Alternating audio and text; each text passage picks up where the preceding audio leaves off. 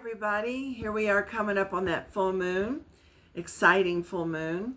And I'm also talking about basically between October 11th, even though we've already passed that, to the 18th. And there's just so many aspects this week. It's profound. For one thing, we've got, I guess I'll tell you the bad news first. We've got the Pluto opposed Mars at the cardinal points, and then the other cardinal points is the full moon.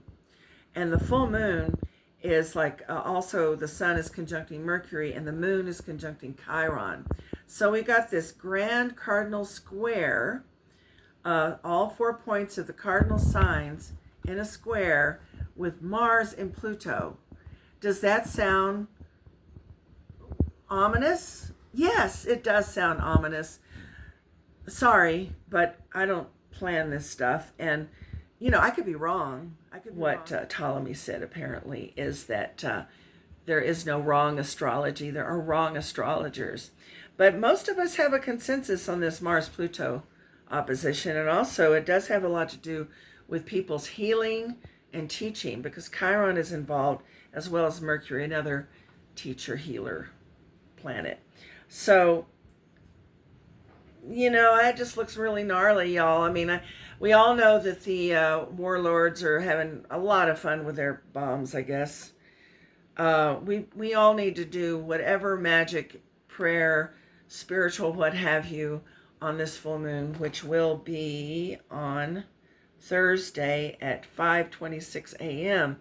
So come, Wednesday night, Thursday morning, light your candles in hope for people's wise and kind behavior around this.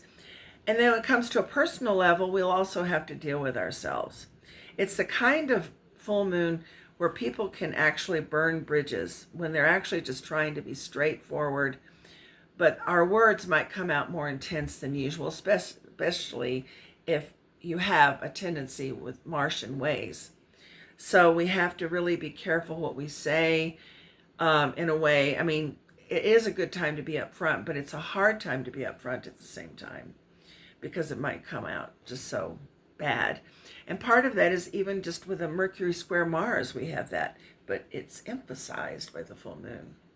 So there we have it. That's a lot of energy. Now, there's another aspect that's really good. We're separating from a grand water trine, and that was mainly last week, and that brought, unfortunately, it seemed to have brought floods. I mean, there were floods all over the planet.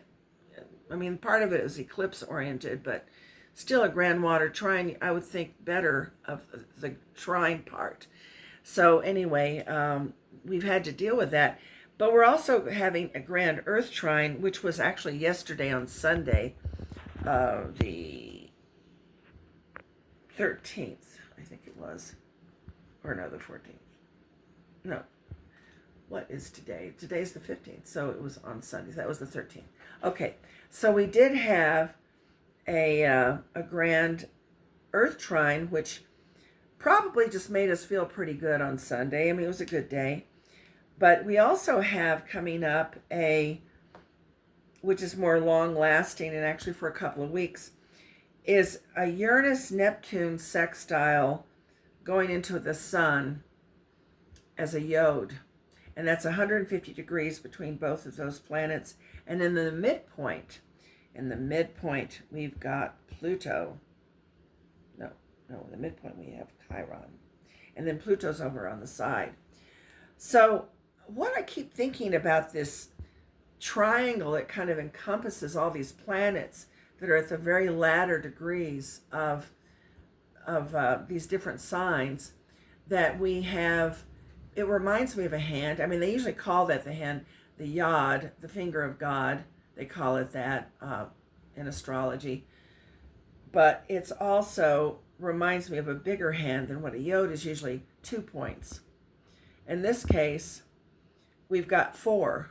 And so I keep thinking of the hand of Brigid, but then I come from a Celtic tradition. You could think of it as the hand of Fatima if you're Islamic or whatever. I mean, maybe like Hamsa with the hand in Vedic, but whatever it is, it just looks like a hand, and then it comes down to this point here with Mercury, the sun, and that full moon. So um, to me, it just, what I keep thinking is what I keep hearing in my inner voice, not that other kind of louder voice you might hear occasionally, of God or whatever you want to call it speaking to you.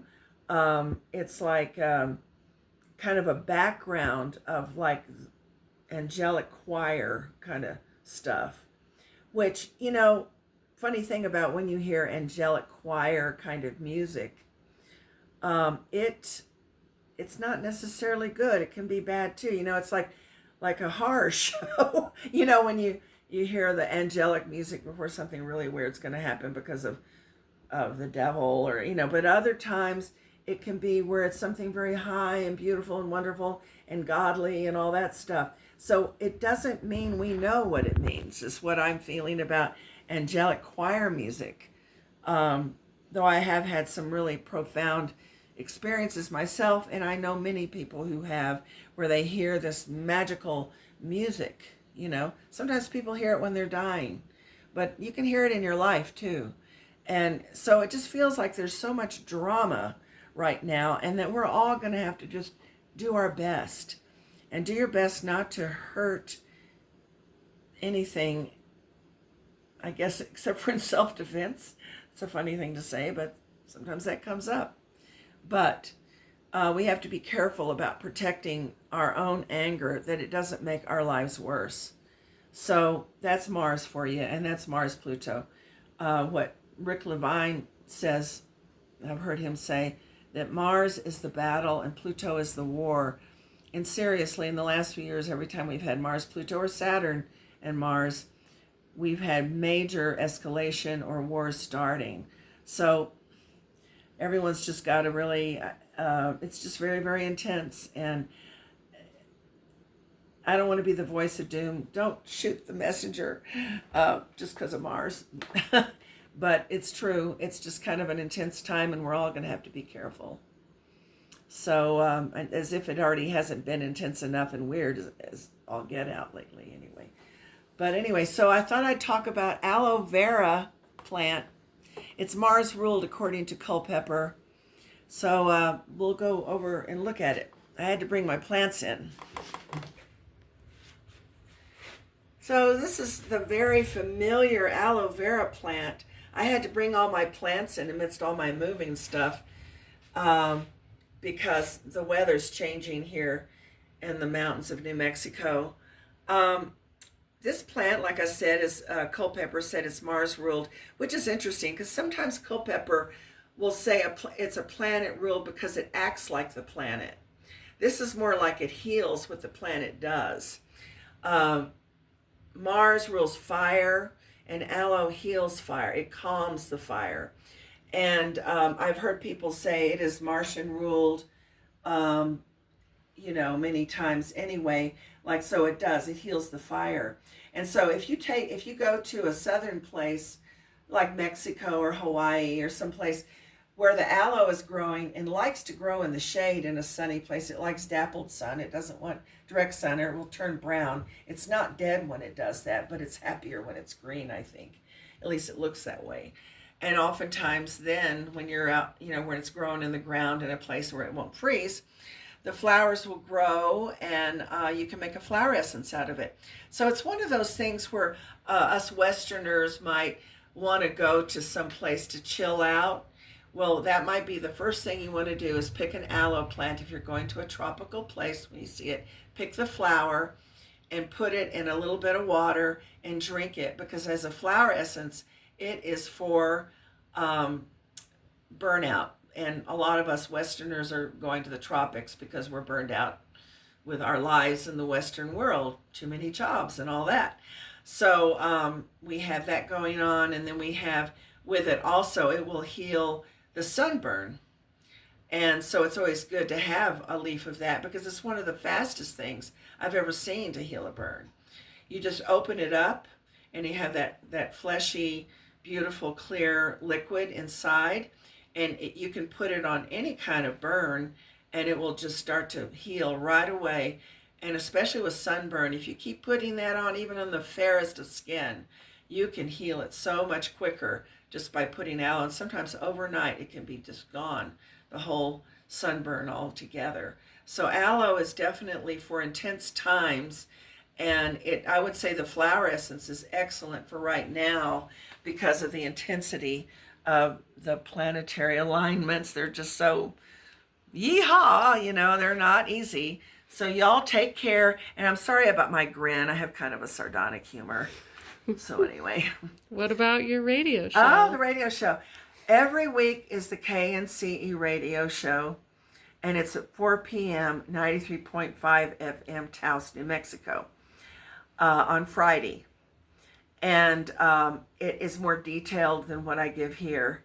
So you might want to hear it if you want to hear detailed daily stuff. And I also do astrology readings, and so you can get a hold of me on Facebook. Just Lucy McCall will be a good place to find me, and we'll work it out either by phone, audio, or in person. And then we also have I also have tinctures for sale, which I only sell within the state of New Mexico because of the way things are going that way. But I sell them, they're local made. I make them all. The ones I sell are the ones I make. And I make them with tequila because it's appropriate to the region. And they are ones that I've grown or gotten in the forest or wherever like that. And they're just high quality. So they're only $8 an ounce, and it goes down to $7 an ounce if you buy 2 ounces in one bottle. And a 4-ounce bottle is $24, so that makes it $6 an ounce. If you really like the product, you can get a big one. But you can try something out with a 1 ounce. Usually it takes 2 ounces to really understand if a plant is working for you. So there you have it. I hope you contact me if you need anything, and I hope you handle this intense Martian energy with the chill of an aloe vera plant.